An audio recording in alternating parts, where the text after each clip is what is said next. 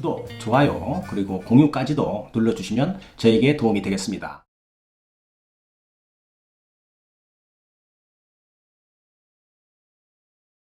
안녕하십니까. 언제나 새로운 소식, 유익한 정보, 그리고 확실한 결론까지로 교통사고 피해자에게 도움을 드리는 유국장TV입니다. 오늘은 말이죠. 교통사고 피해자라면 어떤 경우이든 병원에서 발급되는 진단서에 신경을 쓰지 않을 피해자가 없을 것입니다. 그만큼 진단서는 중요합니다. 김 PD님도 병원에 입원한 적 있으니까 진단서 아시죠? 네네. 예, 중요하죠. 중요하죠. 예. 치료를 받으면서 이 진단서가 이제 중요하다는 걸 다 느끼는데, 추후에 보험회사와 합의할 때도 이게 중요합니다. 네. 또, 이제 이것은 좀 약간 형사적인 건인데요. 경찰서에 제출하는 진단서에도 병명이나 진단 주수가 매우 중요합니다. 네. 그래서 오늘은 진단에 대한 모든 것을 알기 쉽게 설명을 드려서 교통사고 피해자분들이 이 영상을 보시면 더 이상 진단서에 대해서는 궁금한 것이 없도록 자세하고 쉽게 그렇게 설명을 드리도록 하겠습니다. 끝까지 잘 시청하시기 바랍니다. 네. 첫 번째인데요. 자, 이것을 우리가 초진 진단서라 이렇게 얘기도 하고 최초 진단서라고도 합니다. 교통사고가 발생해서 말이죠. 병원에서 의사가 이학적인 검사와 그 다음에 촉진 등을 통해서 환자를 관찰하게 되는 것이죠. 네. 그러고 나서 발급하는 것이 최초 진단서입니다. 네. 여기에서 김 PD님 좀 궁금한 문구 없어요? 이학적. 그렇지요. 나는 그 얘기에 대해서 김 PD님한테 언지를 한 번 안 줬는데 벌써 딱 얘기 나옵니다. 이게 감각입니다. 이학적인 검사 이거 많이 쓰는 말 아닙니다. 네네. 아세요? 모르실 텐데. 예, 모릅니다. 예, 이학적인 검사라는 것은 말이죠. 병원에서 환자가 오게 되면 의사 선생님들이 촉진을 하잖아요. 환자를 이렇게 좀 컨트롤 해봅니다. 이런 종합적인 것을 우리가 이학적인 검사다 이렇게 얘기를 합니다. 네. 해결됐죠? 네네. 네, 오늘 좋은 거 배웠습니다. 네. 자, 이때는 진단서에 보면 말이죠. 이 진단은 일반적으로 발급되는 초진 진단서에는 최초 진단이므로 추후에 이상 소견이 발견되면 추가 진단 발급이 될 수 있다는 단서가 있게 마련입니다. 최초 진단서에는. 꼭 이 단서 달아놓습니다. 어느 병원이건. 그런데 대부분의 피해자분들은 말이죠. 진단서를 너무 신속하게 빨리 발급을 받는 경향이 있습니다. 예를 든다면요. 네. 엑스레이를 찍으니 골절이 없더라. 했어? 골절이 없으면 병원에서 진단 2주, 3주 이렇게 끊지 않겠어요? 네. 이렇게 병원에서 입원이나 통원을 시작을 했는데 한 3, 4일 만에 진단을 받는 겁니다. 이거 제가 봤을 때는 진짜로 바람직하지 않은 타이밍이다. 이렇게 생각을 합니다. 네. 너무 서두른 것이에요. 네. 최소한 말이죠. 일주일 이상은 치료를 진행해야 되고요. 지속적으로 입원 치료나 통원 치료 마찬가지죠. 지속적으로 치료를 했는데도 통증이 이렇게 있고 이런 경우에 정밀 검사도 해서 그 검사 결과까지를 포함하는 진단서를 최초 진단서로 받으라는 겁니다. 네. 좀 이해 가셨죠? 그럼 좀 최대한 늦게 받아야 되네요. 이왕이면 그렇습니다. 네. 왜 그러냐면 의사 선생님들은 말이죠. 한 번 진단을 내리면 그것을 변경하려고는 마음이 별로 없어요. 네. 잘 안 바꿔줍니다. 네. 굉장히 쉽게 얘기해서 주관이 뚜렷한 분들이 직업 딱 두 분 계십니다. 한 분은 판사님이고 네. 한 분은 의사입니다. 네. 한 번 내린 것은 법입니다. 네. 그걸 변경하면은 자기 직업에 대한 쉽게 말해서 고정관념이 깨지는 거죠. 자, 허리, 목, 무릎을 다쳐갖고 말이죠. 입원하고 있는데 가해자가 음주운전이란 말이에요. 네. 자, 그런 말이죠. 경찰서에서 진단서 빨리 가져오라고 난립니다. 네. 이게 형사사건입니다. 음주운전은. 자, 12대 중과실 여기에 이제 해당이 되는 거죠. 네. 왜 이렇게 빨리 가져오라고 하겠어요? 경찰서 담당은 말이죠. 네. 일 처리를 빨리 해야 되니까. 네. 그러나 그것은 경찰 조사관의 업무고 네. 나는 거기에 관계가 없는 거예요. 네. 정확하게 진단 내리는 게 중요한 거예요. 네. 그러니까 서둘 필요 없다는 겁니다. 이거 굉장히 중요한 부분인 것 같은데요. 맞습니다. 보통 경찰서에서 만약에 재촉을 하면은 저라도 그냥 자연스럽게 빨리 발급해줘야 되는 그렇죠. 줄 알고 예. 그냥 그렇게 막 서두는 거죠. 있을 것 같습니다. 예. 맞아요. 그래서 정확하게 안 보고 그냥 뭐 엑스레이만 찍고 뭐 대충 봐갖고 큰 문제가 없는 것 같다 해서 뭐 2주, 3주 진단 갖다 제출하거든요. 네네. 그러면은 환자는 골절이 없으니까 의사 선생님이 당연히 2주 진단 발급하겠죠. 네. 자, 이것을 진단 끊어가지고 경찰서에다 갖다 내는 겁니다. 그러면 이 진단을 토대로 해서 경찰관은 이제 뭐 서류를 작성하지 않겠어요? 음주운전이니까. 네. 형사건이니까. 그런데 이 진단을 갖다 주고 2, 3일 만에 끊어갖고 갖다 주고 무릎이 많이 아프더라 이 말이에요.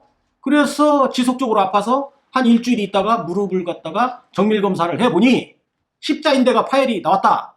이런 경우 있지 않겠어요? 네.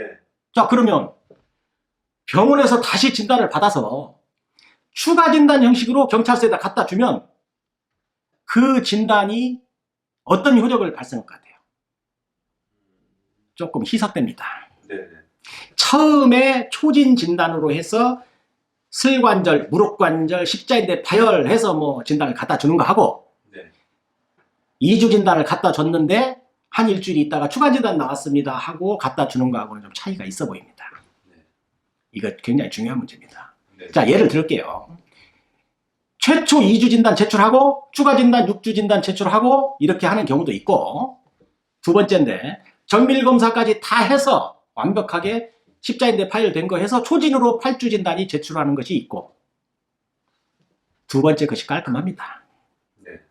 이렇게 진단을 제출해야만 두 번째 같이 진단을 제출해야만 담당 경찰관이 기소 의견으로 검찰 송치를 할 것인지 아니면 다른 방법으로 처리를 할 것인지를 판단하게 되는데 네. 즉 후자 2번 예로 제출하는 것이 네. 조사관은 더 의미를 부여합니다. 형사건에서. 네. 형사적으로 처리되는 진단 주수는 예를 1번에 든 것은 6주로 정리가 되는 것이고요. 예를 2번에 들은 것은 8주로 정리가 되기 때문에 네. 최초 진단을 발급할 때는 충분하게 치료를 하고 정밀검사도 다 마치고 진단을 발급받는 것이 도움이 됩니다. 자, 이해되시죠? 피디님? 네. 처음부터 8주로 이렇게 한 번에 초기 진단이 뭐 정확하게 나오는 게 말씀하신 대로 제가 생각해도 그 조사관 자체도 뭐 검찰 통치나 이런 부분에서 훨씬 나을 것 그렇죠. 같기는 합니다. 네. 네. 좀 무겁게 받아들이죠. 네. 그런데 처음에 2주 진단을 갖다 주면 이렇게 많이 안 다쳤네 라고 생각을 했는데 뭐 검사를 해보니까 추가 진단 나왔습니다. 이렇게 해서 갖다 주는 것은 아무래도 중량감이 떨어진다. 네. 그렇게 보시면 됩니다. 네. 또한 보험회사도 마찬가지입니다. 자, 최초에 이제 이건 이제 손해보험회사죠. 최초에 깔끔하게 십자인대 파열해서 8주 이게 좋지요. 네. 진단 2주 후에 또 정밀검사 하니까 추가 진단 6주 나왔습니다 하고 내미는 것보다는 낫지 않겠어요? 네. 보험회사 직원이 보상금액을 산정하는 데에도 약간은 차별이 있을 수 있다는 겁니다. 네. 그렇다면 최초 진단서를 급하게 발급받는 것이 좋을까요? 아니면 충분히 치료도 하고 정밀검사도 해보고 그 결과를 보고 발급받는 것이 좋을까요? 아마도 우리 시청자분들은 다 아실 겁니다. 후자가 더 좋다. 이거 느끼는 거죠, 김 PD님도. 네네. 뭐 차분하게 완전하게 발급하는 것이 좋은 방법이다 라고 그렇게 생각하시면 되겠습니다.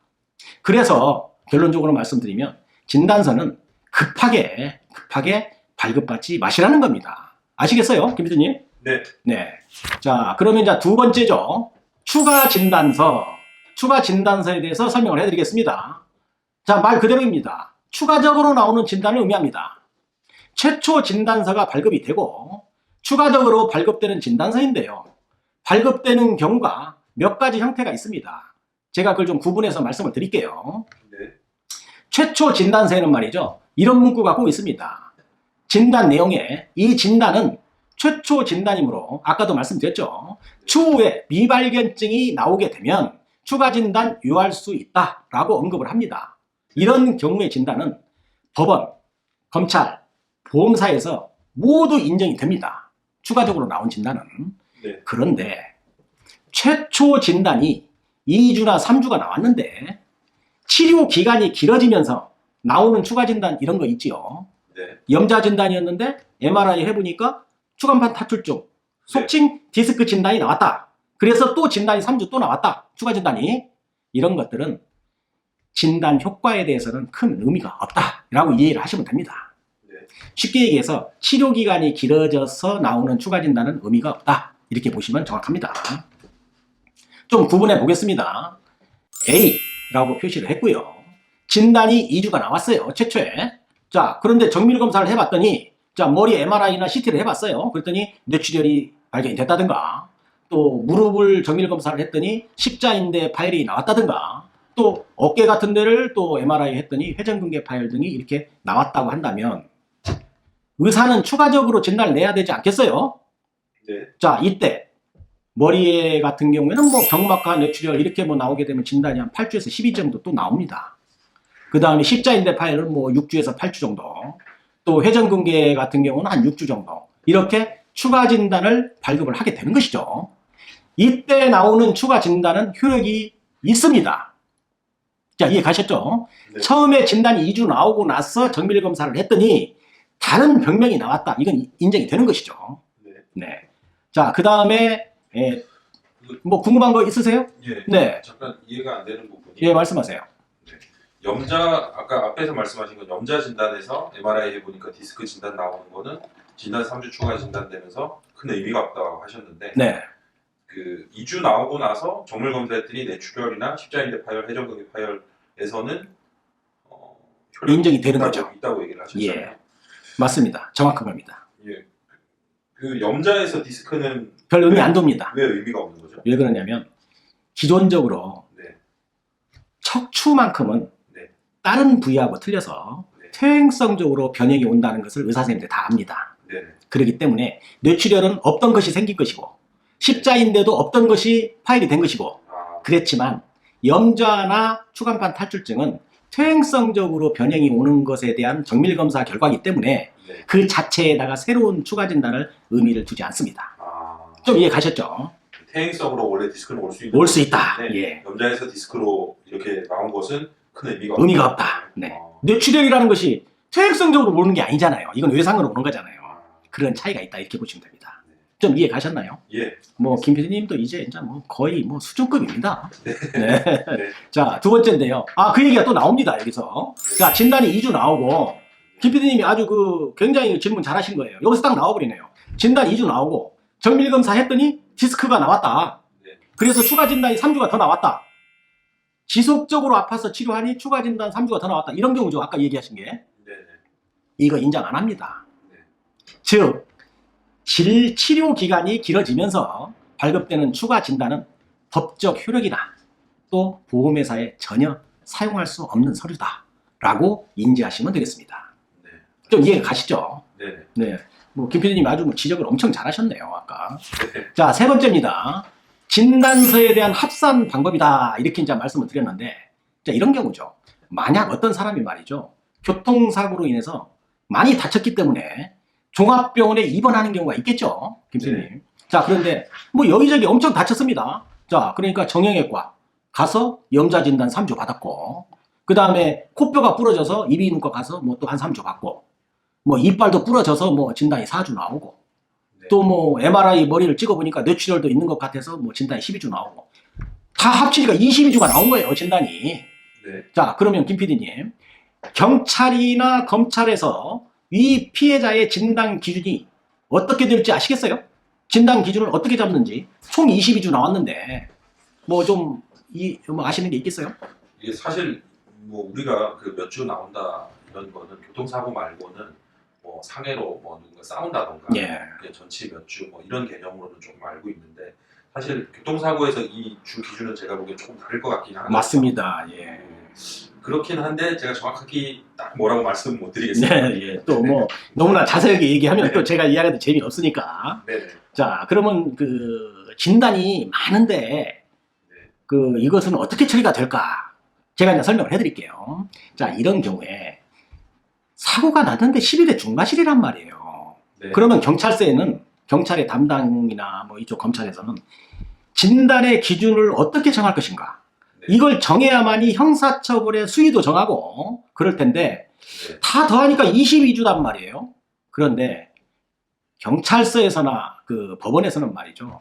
여러 진료과에서 진단 주수 중에서 말이죠. 제일 길게 나온 진단 있죠. 여기서 보면 신경외과 12주요. 네. 이 진단으로 최종 진단 주수를 정합니다. 네. 그리고 그 기준으로 형사처벌의 기준을 삼습니다. 그러니까 3주나 3주나 4주나 이렇게 각 과별로 나온 것이 네. 12주 안에 다 포함된다는 거예요. 네. 치료를 3주 끝내고 4주 끝내고 이렇게 하는 게 아니고 네. 쭉 가지 않습니까? 그래서 12주를 최종 진단 주수로 본다. 이렇게 얘기하시면 되겠습니다.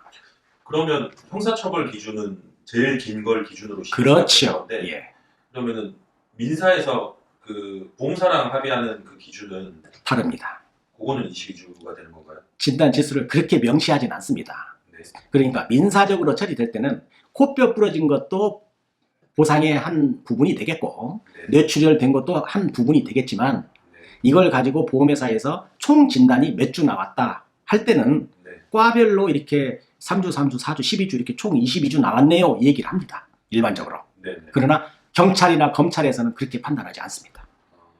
그럼 보험회사에서는 22주 뭐 인정해야 되겠죠. 예, 네. 맞습니다. 그건 어느 정도. 근데 그것은 뭐 이제 보험회사에서 얘기하는 경우가 다 다를 수도 있고요. 어쨌든 간에 뭐 그런 기준을 삼으면 됩니다.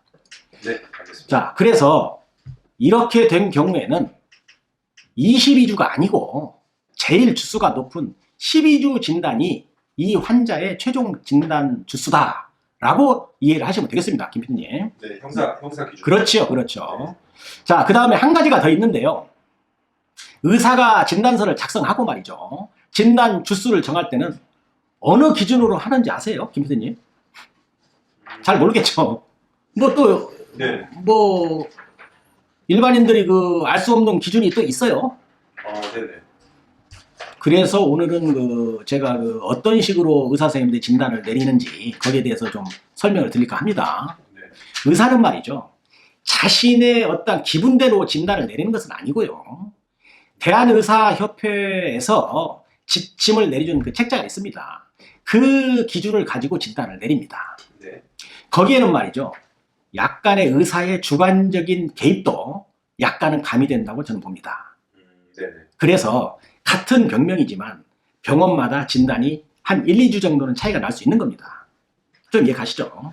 네, 그러면 그 의사협회 지침이 뭔가 범위가 있겠네요. 그렇죠. 잘 봤습니다. 어떤 병명일 때 몇 주에서 몇 주? 6주에서 8주, 8주에서 10주 이렇게 이제 정해놨습니다. 네네. 그 범위 내에서 이제 하는데 의사의 그 자신의 그 어떤 그 주관적인 그런 그 판단으로 1주나 2주는 왔다 갔다 하는 것이죠. 근데 결국 그 주관적인 견해가 들어가려면은 그 예전에 우리 촬영했었던 네. 그 의사 선생님께 뭐 사고 사진을 보여준다던가 아, 영향 크죠? 그런 네. 부분이 영향을 미쳤어요. 아, 그렇습니다. 정확히 봤어요. 예. 이왕이면 그런 것들을 미르라는 거죠. 사진도 갖다 내고 견적서도 갖다 드리고 해서 의사 선생님들이 아, 이 사고는 상당히 큰 사고였다라고 인지하면 도움이 되겠죠. 네. 예. 자, 결론 들어갑니다. 자, 이제는 말이죠. 제가 위에서 말씀드린 대로 교통사고 피해자들은 진단서를 발급받을 때 어떤 점을 주의해야 하는지 이제 아시겠죠? 네. 네, 첫 번째입니다. 급하게 발급받지 마시라는 겁니다. 두 번째로는 많이 아픈 부위는 꼭 정밀검사 등을 해보고 그 결과 후에 진단서를 발급하시라. 네. 이 정도만 알고 계셔도 진단서 발급 시기에 대해서 궁금하지는 않을 것입니다. 네. 또 초진 진단서의 의미, 그 다음에 추가 진단서의 의미, 또 진단 주수의 합산 방법, 또 진단 주수에 대해서 형사처벌의 기준, 뭐 이런 진단에 대해서는 전부 설명을 드렸는데요. 김 PD님 그 사고 처음 나신 분들 뭐 이 영상 보면 좀 많이 도움되지 않겠어요? 네, 정말 이거 제대로 영상을 보신 분한테는 네. 도움이 많이 될 것 같습니다. 그렇죠. 저도 뭐 다음에 사고가 나면은 정말 좀 차분하게 진단서 발급받고 그렇게 진행할 것 같습니다. 예.